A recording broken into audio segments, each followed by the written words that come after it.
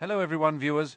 Imagine for a moment a locked box. Inside this box is a secret so profound it could rewrite history, so dangerous it could shatter our understanding of the universe, or so beautiful it could make the angels weep. For centuries, the most brilliant minds in the world have gathered around this box. They've used every tool at their disposal, crowbars of logic, keys forged in the fires of mathematics, and even the subtle touch of it. It humbles them. This box is not made of wood or steel, it's made of vellum and ink. It is a book that no one on earth can read. We call it the Voynich Manuscript, and it is considered the single most mysterious text in existence. But the question that haunts us, the question that whispers in the dark corners of academia and screams in the halls of conspiracy, is not just what secrets does it hold, but who. The story begins not in the mists of the 15th century, but in the dust of the early 20th. The year is 1912.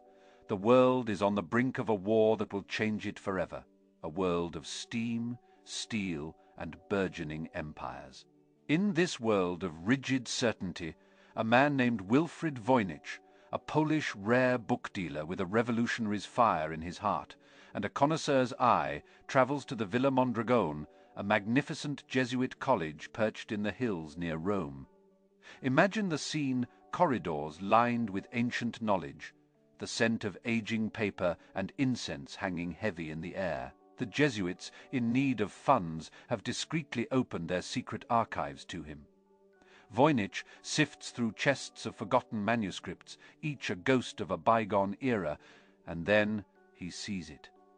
Tucked away amongst familiar Latin and Greek texts is a small, unassuming volume. It has no title, no author's name. Its leather cover is blank, worn smooth by... What he found inside was not the word of God, nor the philosophies of ancient Rome. It was a carnival of the impossible page.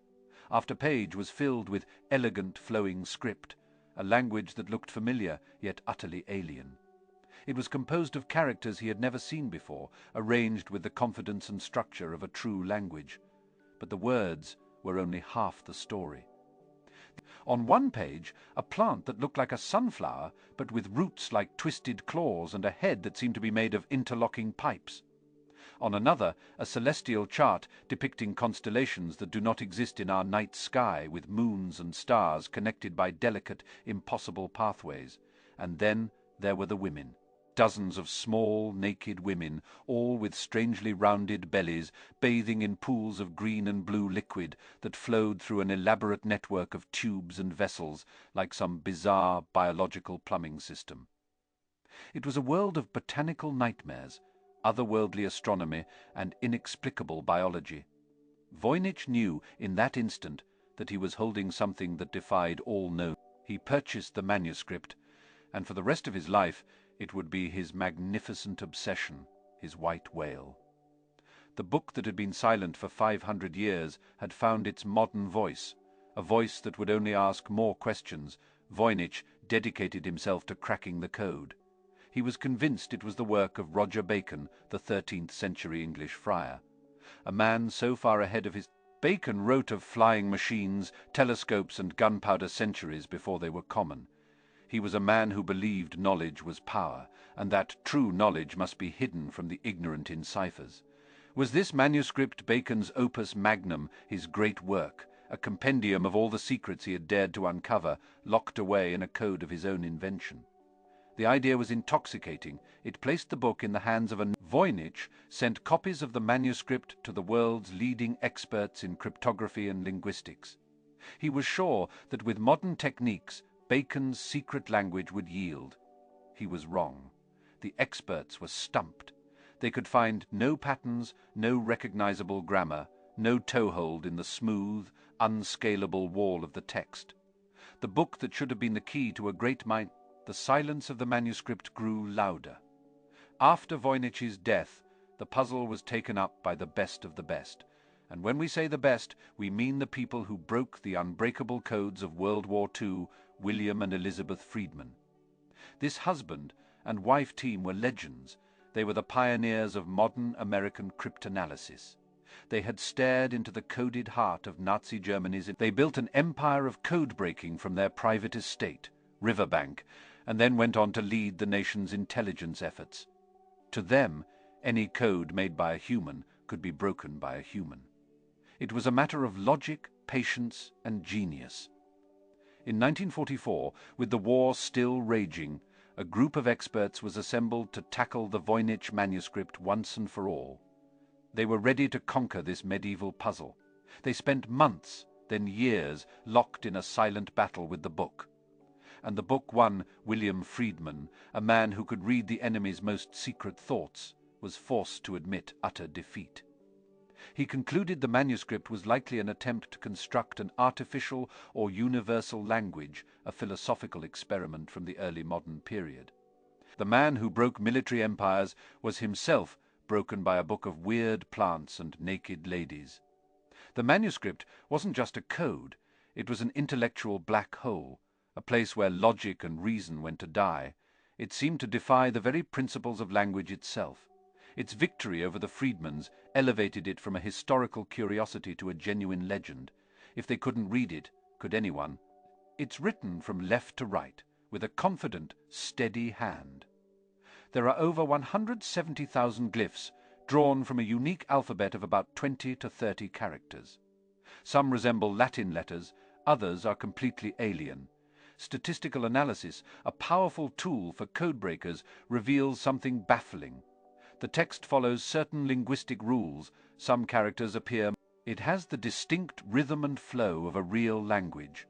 This is what's known as Zipf's law, a pattern that appears in virtually all known human languages.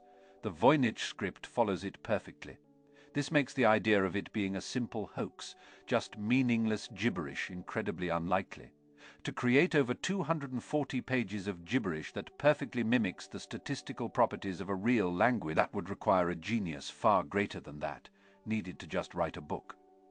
It would be like a forger painting a perfect imitation of the Mona Lisa, but doing it blindfolded, using only his feet.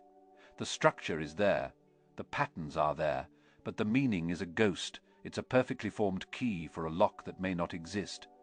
Then there are the illustrations, our only clues to the book's purpose. They are as mesmerizing. The first and largest is the botanical section, page after page of plants. But these are not plants you would find in any forest or field on Earth. They are chimeras. One plant might have the leaves of a fern, the flower of an orchid, and the root of a mandrake, all fused into one impossible organism. Botanists have spent careers trying to identify a single one of them. They have all failed. Some look vaguely familiar. Are they plants from another continent, lost to time? Or are they something else entirely? The second section is astronomical and astrological. It contains circular diagrams, suns and moons with human faces, and intricate wheels covered in stars.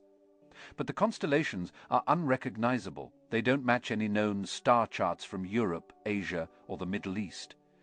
Next comes the most bizarre and famous section, the biological or balneological section. This is where we find the pools and tubs, the intricate plumbing, and the dozens of naked women. They are not erotic, they are clinical, almost diagrammatic. They hold strange objects, stand under showers, and seem to be part of some grand, incomprehensible process. Some have suggested it's a treatise on health and the tubes and vessels they are connected to look less like a medieval bathhouse and more like a schematic for a biological engine. What is this green liquid they are immersed in? What process are they a part of? It's a mystery wrapped in an enigma drawn on a page. After this, we have the cosmological section, filled with more circular diagrams, more abstract shapes.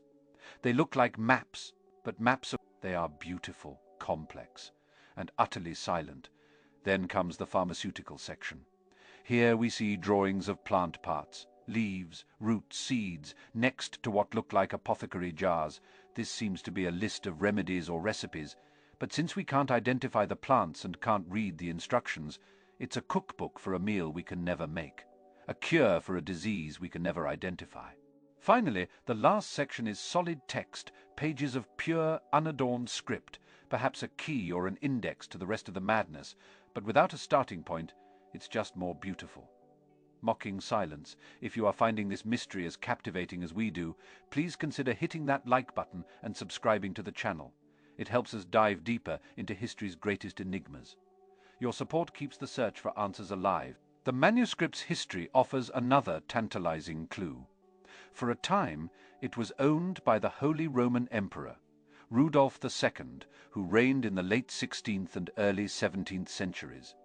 Rudolf's court in Prague was a magnet for mystics, alchemists, and astronomers. It was a place where science, magic, and religion blurred into one. He was obsessed with the philosopher's stone and the elixir of life. He paid a fortune for the Voynich Manuscript, 600 gold ducats, a king's ransom, believing it held ancient and powerful secrets. And who sold it to him? The trail leads us to two of the most fascinating and notorious figures of the Elizabethan age, John Dee and his scryer, Edward Kelly. John Dee was a genius. He was a mathematician, an astronomer, a navigator, and a trusted advisor to Queen Elizabeth I. He possessed one of the largest libraries in England, but Dee had a secret obsession. He believed he could speak to angels. He spent years trying to pierce the veil between worlds, to learn the divine language of creation. He found his key in a man named Edward Kelly, a scoundrel and alchemist with a dark reputation who claimed he could see visions in a crystal ball or a shew stone.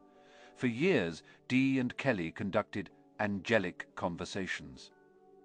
Kelly would gaze into his stone and describe what he saw, while Dee frantically wrote it all down. They claimed the angels revealed to them a celestial. It had its own alphabet, its own grammar, its own syntax. A language that, according to the angels, was the true language of God spoken before the fall of man. Dee and Kelly travelled across Europe, visiting the courts of kings and emperors, demonstrating their angelic communications. And for a time, they were guests at the court of Rudolf II. The timing fits. The characters fit. Is it possible? Perhaps it wasn't a hoax in the traditional sense. Perhaps Dee and Kelly genuinely believed they were transcribing a message from another realm. Could the strange plants be the flora of Eden, the star charts a map of the heavens, and the language itself the lost speech of angels? It's a compelling narrative, the ultimate occult text created by two men who walk the razor's edge between brilliance and madness. But there's a problem. In 2009, the manuscript's vellum was carbon dated. The results were undeniable.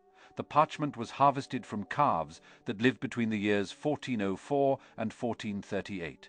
This is over 100 years before Dee and Kelly were even born. The science dealt a mortal blow to the theory. Unless, of course, they didn't create it, but merely found it and passed it off as. The carbon dating places the book firmly in the early Italian Renaissance, a time of explosive creativity, secret societies, and rediscovered ancient knowledge. But it doesn't identify an author, it only deepens the mystery. Who, in the early 1400s, had the knowledge, the motive, and the skill to create such an object? This is where the theories begin to fracture into 1,000 different possibilities. One theory suggests it was the work of a young Leonardo da Vinci, a secret notebook from his early years, filled with his cryptic ideas and inventions. But the style doesn't match his other work, and the dating is a bit too early. Another theory points to the Cathars, a Gnostic Christian sect brutally wiped out by the Catholic Church in the 13th century. Could this be their last surviving sacred text? It's a romantic idea, but there is zero evidence to support it. And then there is the most mundane and perhaps most disappointing theory of all, that it's all just a meaningless hoax. A forgery created in the early 15th century specifically to swindle a wealthy, gullible patron. The creator would have been a master of his craft. He would have needed knowledge of pigments, vellum preparation, and he would have needed the imagination of a poet and the meticulous patience of a saint to fill 240 pages with convincing structured gibberish and bizarre illustrations. But why, for money, for fame, as a private joke? The problem with the hoax theory is the sheer complexity of the effort involved. It seems like far too much work for a simple con. The statistical regularity of the text follow. It's hard to believe a medieval forger could have faked this so perfectly. The book feels too sincere, too internally consistent to be a mere joke. It feels like it's trying to say something, we just don't have the ears to hear it. For decades, the mystery lay dormant. The manuscript sat in Yale University's Beinecke Rare Book and Manuscript Library, its secrets locked away. But the digital high-resolution scans of every page were put online, allowing anyone in the world to try their hand at cracking the code. A global community of amateur and professional sleuths was born. They used powerful computers and artificial intelligence to analyze the text in ways the Friedmans could only dream of. AI programs, trained on countless languages, were set loose on the script. They looked for patterns, for underlying grammatical, or rather, they found tantalizing hints that led to dead ends. In 2018, one AI study suggested the language was Hebrew, encoded in a complex anagrammatic cipher. The researchers even claimed to have translated a sentence, "She made recommendations to the priest, man of the house, and me and people." It was a breakthrough. The world's media ran with the story. The curse was broken. But when other linguists, they had been too flexible, too willing to see patterns where none existed. It was a false dawn. Other researchers have claimed it's a lost Romance dialect, or a form of Old Turkish, or a language from Southeast Asia. Each claim generates a brief flurry of excitement before being quietly debunked by the wider community. The manuscript guards its secrets well. It seems to enjoy the game, offering. So we are left at an impasse. Every rational, historical, and linguistic path has led to a dead end. We have a book from the early 15th century that science says is authentic. We have a text that statistics say behaves like a real language. We have illustrations that depict a world unknown to us, but we have no author, no context, and no meaning. When every terrestrial explanation fails, where do our minds dare to go? The one that sober academics refuse to open, but that we, in our search for answers, must. What if the reason we can't identify the plants is because they never grew on Earth? What if the reason we can't recognize the constellations is because they are not our constellations? What if the reason we can't read the language is because it is not a human language? Let's entertain the alien hypothesis. Let's look at the manuscript. Not suddenly, the bizarre features start to make a chilling kind of sense. The botanical section. It's not fantasy, it's a field guide to alien flora, a catalogue of plant life from another planet, perhaps one with a different biochemistry, a different evolutionary path. The strange, pipe-like structures and interconnected roots could be part of a planet-wide hive organism, a single massive plant entity, a map showing the way from their homeworld to ours. The strange suns and moons could be representations of a binary star system or a gas giant with multiple inhabited moons. The complex diagrams could be calculations for interstellar travel, instructions on how to navigate the void, and the biological section with the women in the green liquid. This is the most disturbing. It ceases to be a book about health. Or are they something else? Being gestated, modified, or studied in some kind of artificial environment? Are the interconnected tubes a representation of a collective consciousness, or a system for creating and nurturing life? The manuscript transforms from a medieval puzzle into a terrifyingly cold, clinical, alien document, a survival guide, an encyclopedia, or a warning left behind. Perhaps they were stranded here. Perhaps they were scientists conducting a survey. Perhaps they left it for us to find when we were ready. And why hide it in a code? Maybe it's not a code at all. Maybe it's just their language. A language so fundamentally different from our own, based on a different biology, a different way of thinking, that our minds are simply not equipped to comprehend it. Think about it. Human language is tied to our experience. What would a language be like for a species that experiences time differently? A species that communicates telepathically? A species that is part of a hive mind? It might look exactly like the Voynich script, structured, but incomprehensible. The book's resilience to decryption could be the ultimate proof of its otherworldly origin. It's not that the code is too hard, it's that it's not a code at all. We can see the ink on the page, we can recognize the patterns, but the meaning, the intent, the soul of it is forever beyond our grasp. This theory is, of course, wild speculation. There is not a shred of physical evidence to support it. But it holds a powerful grip on our imagination because it provides a single, elegant answer to every one of the manuscript's maddening questions. It explains the plants, the stars. It suggests that hidden in a library at Yale is a message from the stars, waiting patiently for a species intelligent enough to understand it. The search continues. Every year, new papers are published, new theories are proposed. Linguists, historians, computer scientists, and amateur codebreakers continue to hurl themselves against the manuscript's silent walls. Some are using quantum computing. Others are re-examining the physical object itself, analyzing the ink, looking for hidden clues in the vellum. The Voynich Manuscript has become more than just a book. It is a mirror. It reflects our own desire for knowledge, our frustration with the unknown, and our limitless capacity for imagination. It represents the ultimate intellectual challenge. In an age where every piece of information is just a click away, where the world's secrets are laid bare by satellites and data analysis, the manuscript reminds us that there are still shadows, there are still locked rooms, there are still mysteries that defy us. It is a humbling and exhilarating thought. It tells us that the universe is still bigger, stranger, and more complex than we can possibly imagine. So what is the truth?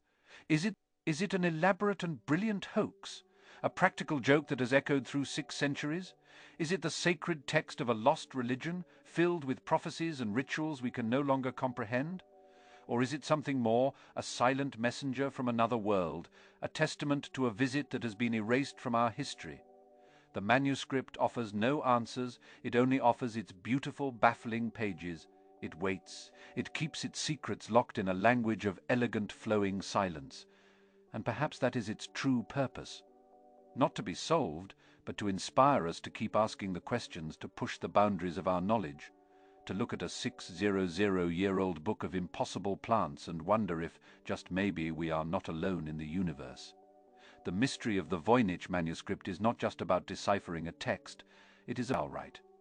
That is all for today's video. If you enjoyed it, please subscribe and give it a like to support us. Thank you for watching, and see you in the next one.